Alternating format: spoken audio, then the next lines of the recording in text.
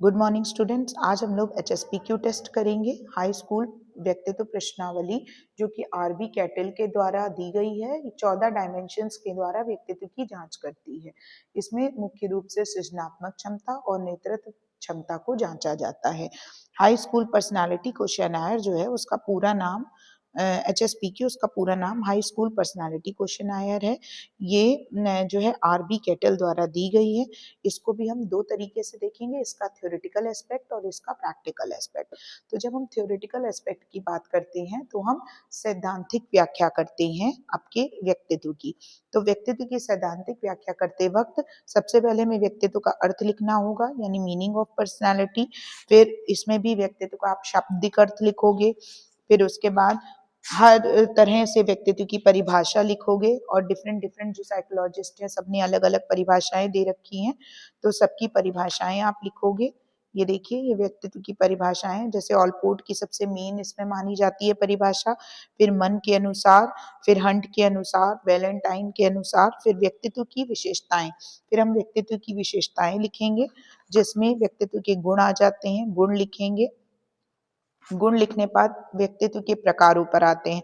तो व्यक्तित्व के प्रकार जो कि अलग अलग थ्योरी के फॉर्म में दिए गए हैं, जिसमें आपका शेल्डन और क्रैचमर की थ्योरी आती है, तो वो आप इसमें लिखोगे। शरीर रचना के दृष्टिकोण के आधार पर क्रैचमर ने दी है, और जो सामाजिक दृष्टिकोण के आधार पर जुंग ने दी है, ये आप लिखोगे, जिसमें अंतर्मुखी, बहिर्मुखी, उभयमुखी व्यक्तित्व होता है, तो ये जुंग ने बताया है। इसी प्रकार मूल दृष्टिकोण के आधार पर जिन जिन आधारों पर व्यक्तित्व की व्याख्या की गई है वो आप सब इसमें मेंशन करोगे।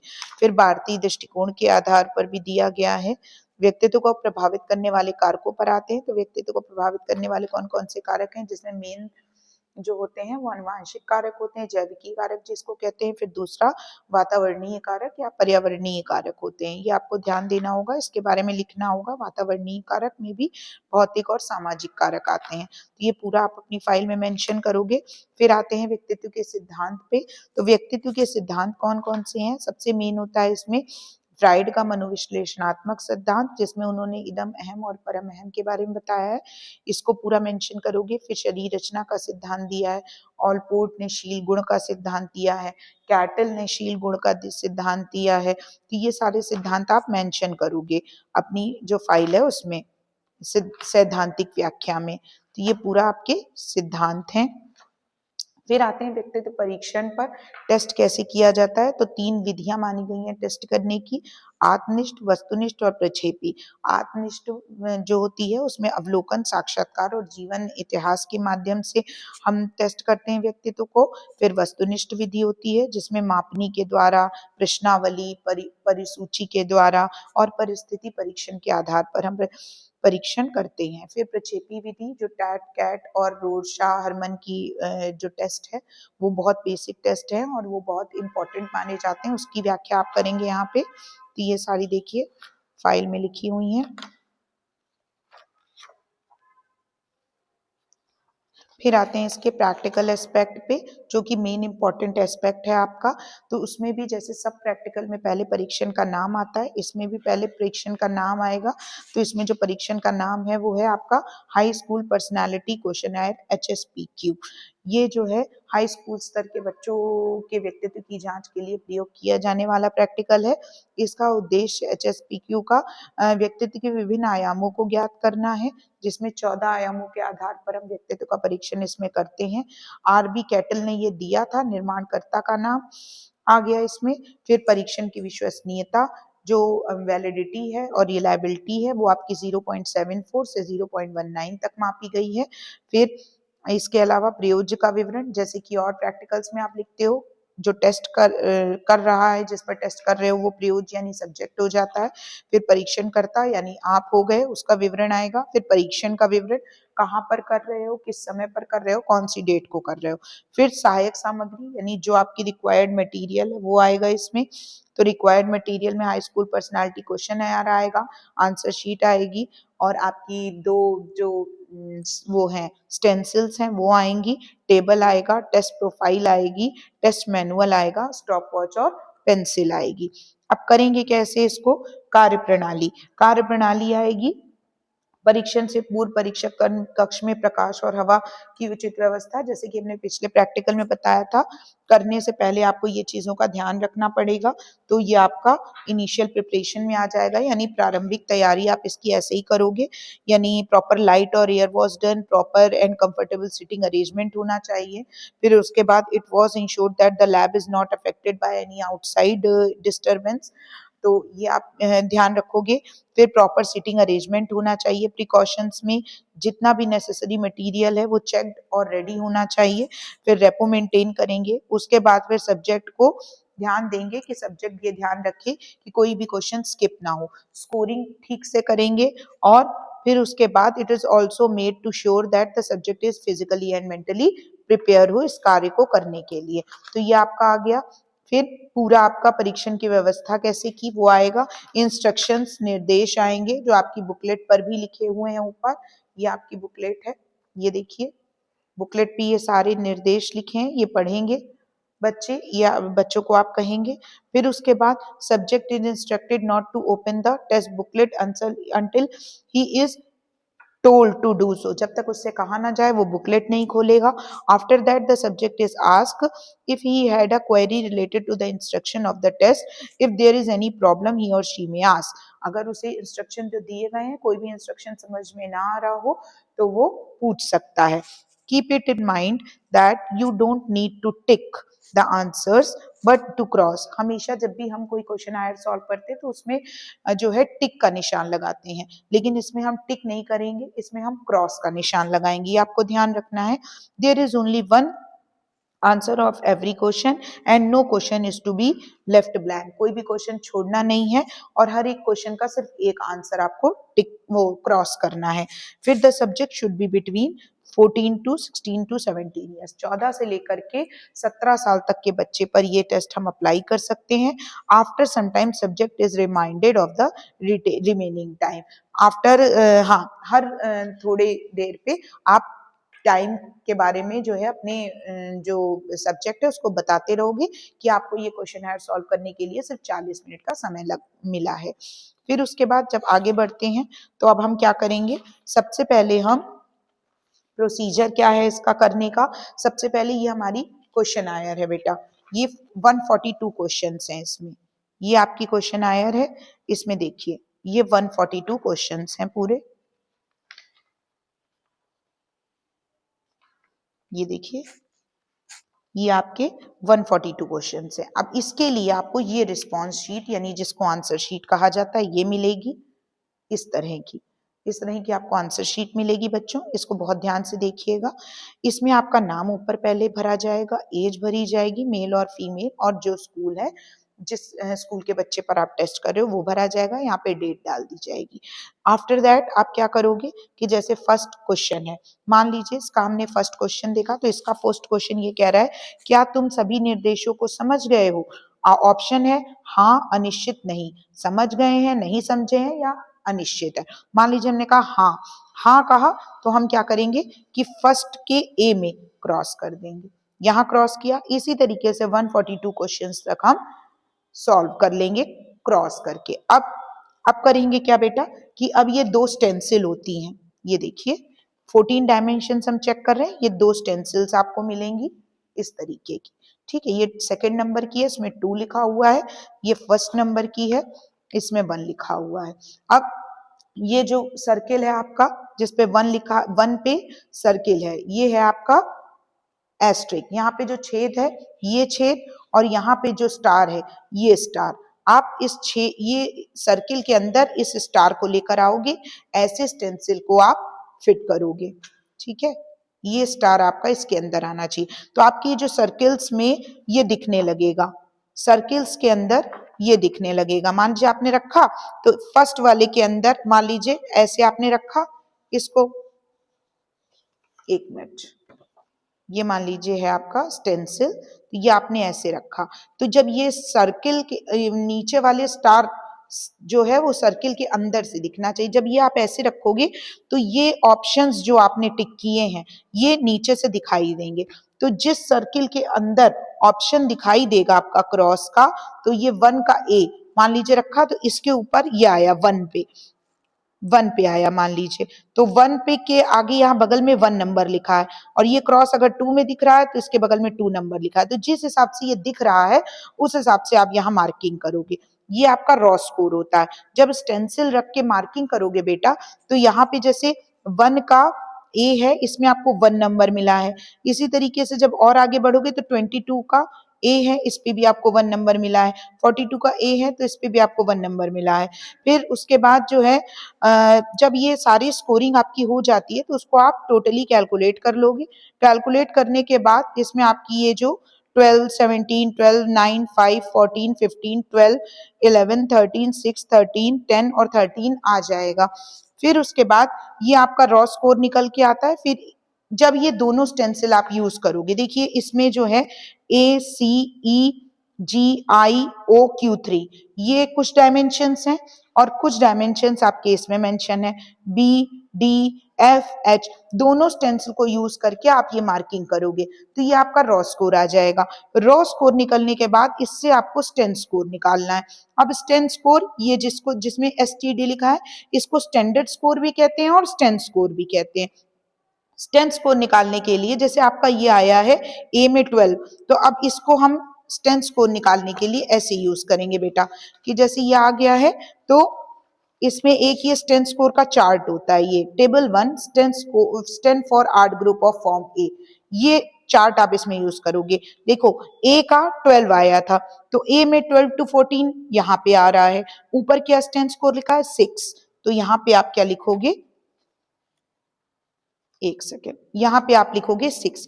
इसी तरीके से आपका बी में 7 वैल्यू आ रही है। 7 देखिए कहाँ लिखी है, ये बी आपका डायमेंशन है। बी में 7 कहाँ पर आ रहा है, ये आ रहा है। इसके ऊपर स्टैंड स्कोर क्या लिखा हुआ है 7, तो यहाँ पे आपका 7 आ गया। इसी तरीके से सी में 12, तो सी में क्या है यहाँ पे 12, 9 to 12 यानी कि आपका स्टैंड स्कोर 5, यहाँ पे 5 आ गया। इसी तरीके से डी में है 9, डी में 9 आ गया। देखिए यहाँ पे होगा आपका 9 आपका आ रहा है इसके अंदर, 8 to 11 के अंदर, तो 5 आ गया।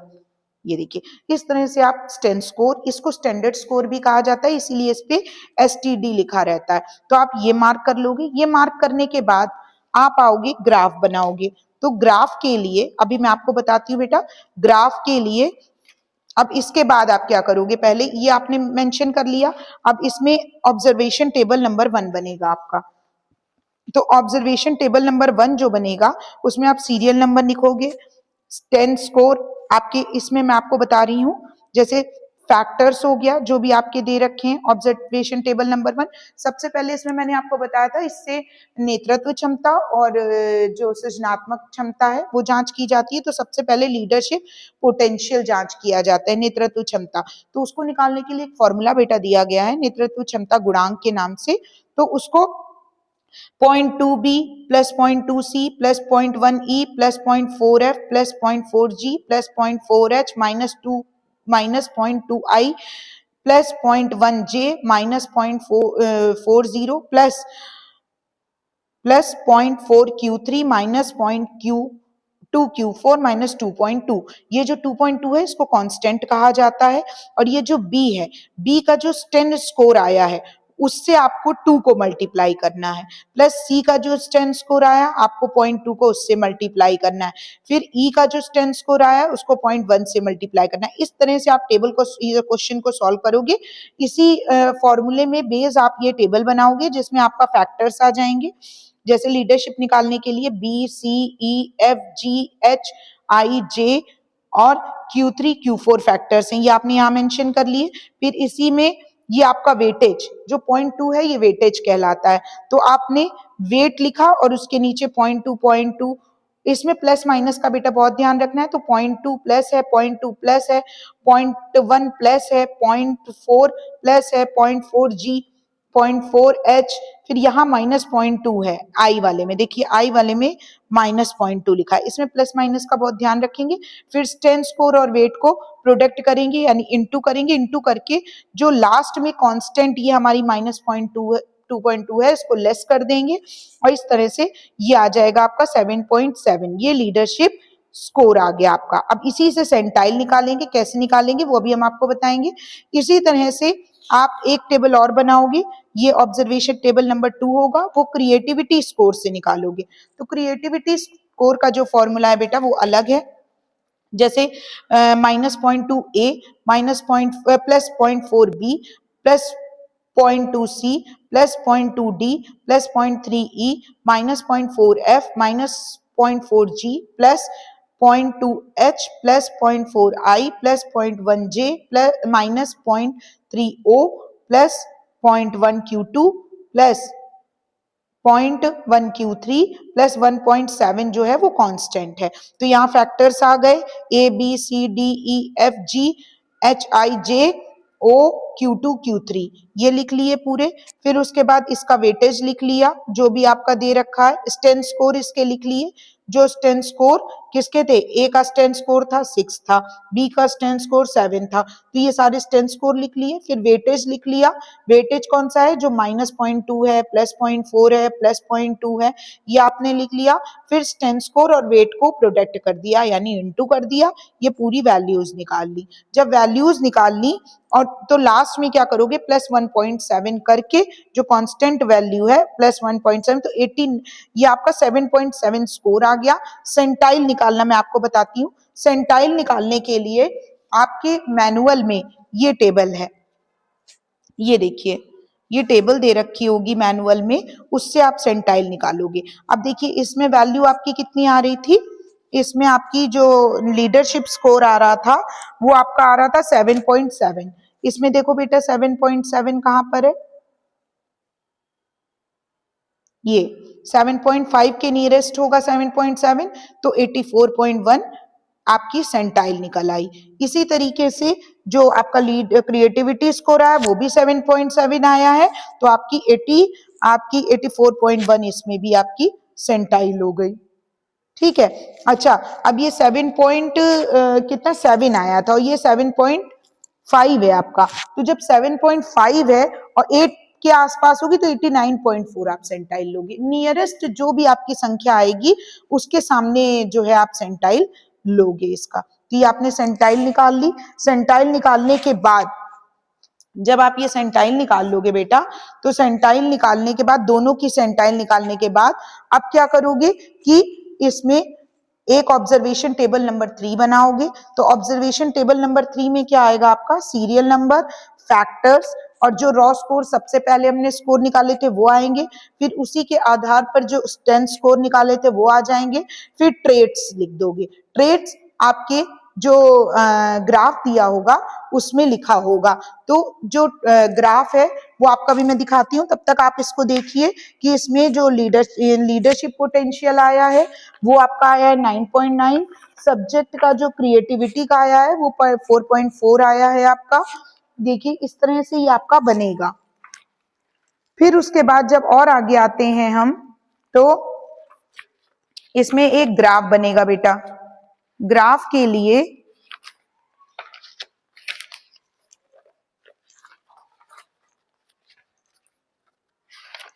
एक मिनट, ग्राफ में आपको दिखाती हूं, तब तक आप ये फाइल देखिए। ये है आपकी, ये नेतृत्व क्षमता के लिए सारणी बनी है। ये आपका इस तरह का ग्राफ आप बनाओगे उस पे।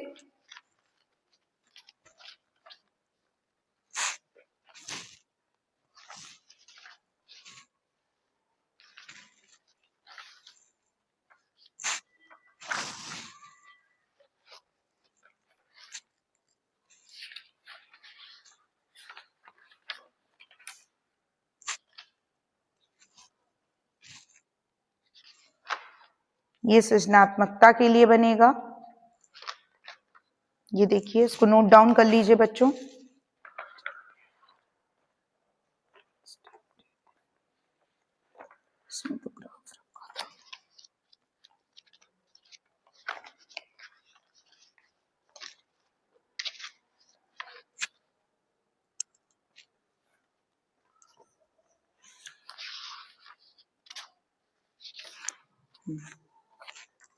ये आपका इसमें एक ये ग्राफ होता है, ये ग्राफ बनेगा आपका। ग्राफ जो बनता है आपका बेटा वो स्टेन स्कोर के अकॉर्डिंग बनता है, जैसे कि आपका ए डायमेंशन है, तो ए डायमेंशन में आपका स्ट्रेंथ स्कोर कितना है बच्चों? तो ए डायमेंशन में आपका स्ट्रेंथ स्कोर जो है ये है। ए डायमेंशन में आपका स्ट्रेंथ स्कोर 6 है, तो 6 वाले में जैसे ये 6 है तो 6 वाले में स्ट्रेंथ स्कोर यहाँ पे आप एंटर कर दोगे, ये 6 आ गया। फिर सेकेंड वाले में जो बी डायमेंशन है उसका आपका स्ट्रेंथ स्कोर 5 है, यानी कि ये आ गया। फिर सी वाले में 8 है, सी वाले में 8 है यानी कि यहाँ पे आ जाएगा ग्राफ आपका। फिर डी वाले में 5 है, फिर आपका यहाँ पे आ जाएगा ग्राफ, पॉइंट मार्क करोगे आप। फिर ई वाले में 4 है, ई वाले में 4 है तो 4 इधर आ जाएगा आपका। फिर 8 है, 8 यानी कि यहां, ये ऐसे आप मार्क करिए सब, ठीक। फिर उसके बाद एच वाले में आपका 7 है, ये आ गया। जी वाले में कितना था? 8 था, ये आ गया। फिर आई वाले में 4 है, ये आ गया।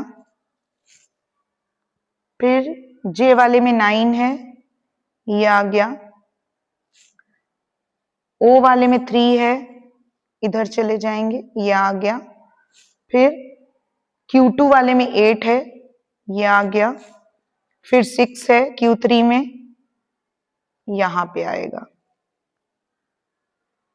Q4 वाले में 7 है, ये आ गया। तो आपका ग्राफ ऐसे बनेगा, ये आया इससे जुड़ा, फिर ये इधर चला गया, फिर ये इधर चला गया, फिर ये इधर, फिर यहां से इधर, फिर इधर, फिर इधर, ये इस तरह से आपने बेटा ग्राफ जो है वो ड्रॉ कर लिया अपना। ये शीट जो होगी आपकी फाइल में लगेगी। अब इससे हमें ये पता चल रहा है कि बेटा ये जो बीच का है ये आपका, ये एवरेज है, इधर का हाई है पर्सनैलिटी यानी अच्छी है, ये एवरेज है, और ये इधर की जो पर्सनैलिटी में ट्रेड्स हैं वो लो वाले हैं। इसीलिए यहाँ पे देखिए ट्रेड्स लिखे हुए हैं, ट्रेड्स आपको यहाँ से मिल जाएंगे। तो ट्रेड्स में जैसे एवरेज 6 अगर आया है किसी का तो वो एवरेज रहेगा, 5 आया है, 5 यानी एवरेज से कम है, तो यहाँ पे लोअर स्कॉलिस्टिक मेंटल कैपेसिटी है बच्चे की। फिर आपका जो 8 आया, 8 में मतलब फेस रियलिटी, वो रियलिटी से फेस रियलिटी करता है। फिर उसके बाद 5 आ गया है, 5 में उसको क्या, neither inactive over nor over active, मतलब ज्यादा वो ना तो इनएक्टिव है ना ओवर एक्टिव है। इधर से भी कुछ ट्रेट्स आ गए और इधर से भी, देखिए इधर ओवर एक्टिव लिखा है, इधर इनएक्टिव लिखा है, तो nor inactive over not over active, मतलब इनएक्टिव भी बिल्कुल नहीं है और ऐसा भी नहीं है कि ओवर एक्टिव है। तो मिक्स, अगर ये इस वाले में ब्लॉक में आप आ रहे हो तो कुछ ट्रेट्स इधर के आएंगे, कुछ ट्रेट्स इधर के आएंगे, इस तरह से आप पूरा मेंशन करोगे। तो ई वाले डायमेंशन में एकोमोडेटिंग है, एफ वाले में इंपल्सिव है, जी वाले में प्रिजर्विंग है, एच वाले में एडवेंचर है, फिर उसके बाद आई वाले में नो नॉनसेंस, नॉनसेंस नहीं है, फिर जे वाले में रिफ्लेक्टिव है, ओ वाले में कॉन्फिडेंट है, Q2 वाले में प्रिफर्स ओन डिसीजन, अपना डिसीजन प्रेफर करता है, Q3 वाले में कंट्रोल्ड है, Q4 वाले में टेंस है। इस हिसाब से आपने पूरा निकाल लिया कि उसके अंदर कौन कौन से ट्रेट्स पाए जाते हैं अकॉर्डिंग टू दिस ग्राफ। ये ग्राफ बनाने के बाद ये भी आपकी फाइल में लगेगा। फिर उसके बाद जब ये निकाल लिया तो अब हम ये मेंशन करेंगे लीडरशिप स्कोर इतना आया है, क्रिएटिविटी स्कोर इतना आया है, आपका जो पोटेंशियल है, ये फॉर्मूला के बाद जो वो निकली है नंबर वो है ये। Therefore subject and leadership potential more in comparison to creativity, ये दिखाई पड़ा है कि जो लीडरशिप पोटेंशियल है वो बच्चे के अंदर ज्यादा है क्रिएटिविटी के तुलना में। तो ये आपने मार्क कर दिया, leadership potential is greater than subject creativity is equals to 4.3। अब ये सब करने के बाद आप क्या करोगे, इंटरप्रिटेशन करोगे रिजल्ट का हर फैक्टर से। जैसे फैक्टर ए, अब 14 डायमेंशन से चेक कर रहे थे हम, तो 14 डायमेंशन में इंटरप्रिटेशन करेंगे। जैसे फैक्टर ए है तो फैक्टर ए में subject score and raw score of 12 and strength score is 0, point is 06. The score obtained by the subject predicts that she is neither reserved critical, cool, nor outgoing, easy going, participating, ये सारे जो trades हैं ये आपको इसमें से मिल जाएंगे लिखने के लिए। The subject has arranged traits so she participating and outgoing occasionally, ये जो आपने ये मेंशन जो इंटरप्रेट किया है रिजल्ट, ये आप इसके थ्रू कर सकते हो। इसमें आप इसकी जो हाई स्कोर डिस्क्रिप्शन है और लो स्कोर डिस्क्रिप्शन है उसकी मदद ले सकते हो according to your sten score. तो इस तरह से आप पूरा इंटरप्रेट कर लोगे 14 डायमेंशंस, तो ये आपका इस तरह से बनेगा, ये देखिए।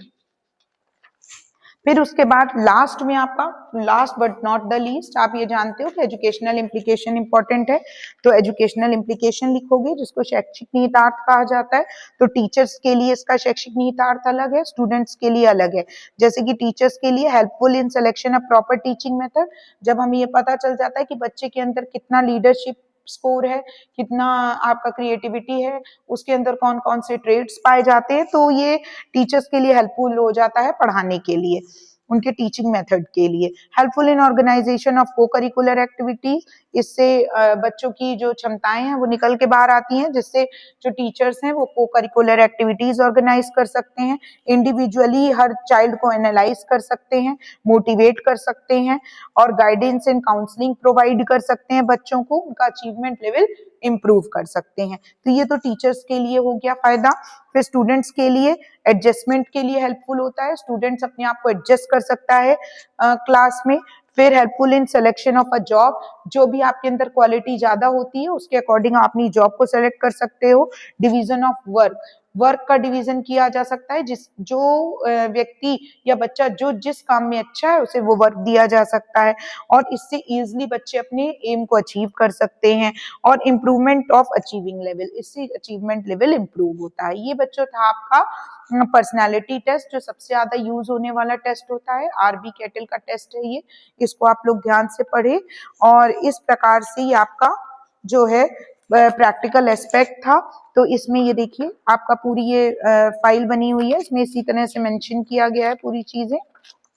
ये देखिए परिणामों की व्याख्या, जो इंटरप्रिटेशन ऑफ डायमेंशंस में अभी बता रही थी, जैसे फैक्टर ए है, तो फैक्टर ए में विषयी का स्टेन स्कोर 8 है, जो विषयी का व्यक्तित्व बहिर्मुखी है, जो आसानी से घुल मिल जाता है तथा ये शांत नहीं रहते हैं।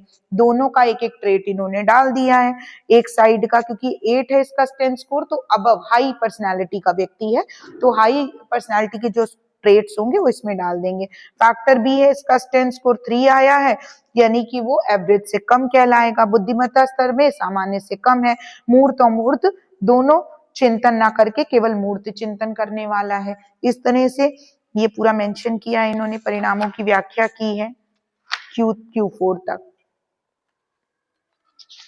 फिर उसके बाद देखिए निष्कर्ष लिखा है कि उपरोक्त परीक्षण और व्याख्याओं से स्पष्ट है कि विषयी में नेतृत्व क्षमता सामान्य है और सृजनात्मक क्षमता सामान्य से कम है। विषयी का उभयमुखी व्यक्तित्व वाली, सामान्य रूप से चिंता करने वाली है तथा सामान्य मनोस्थिति की है। ये पूरा निष्कर्ष आ गया। फिर शैक्षिक निहितार्थ आ गया। इस तरह से आप पूरा ये फाइल आप बनाओगे। Thank you so much.